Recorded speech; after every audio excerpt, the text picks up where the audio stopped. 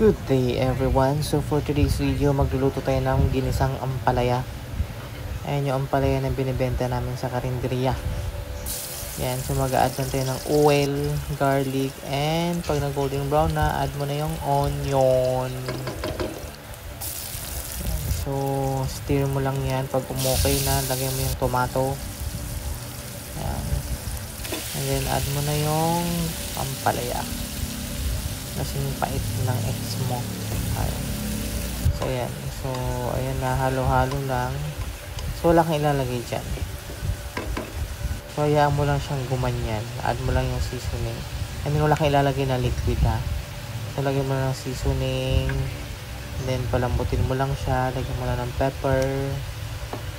And then, ayan na. I-mix mo lang siya. Huwag mo lang siyang sunugin. And then, konting asin. Ayan na. So, malambot na yan. So, pwede mo na ilagay yung egg.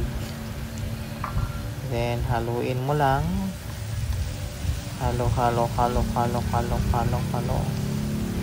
And then, all done. Tapos na yung pagluluto ng ampalaya in just minutes. Minutes lang. Hindi naman naabot ng hours yan. So, halo lang. Pag na-mix well mo na siya with the egg, tcharan!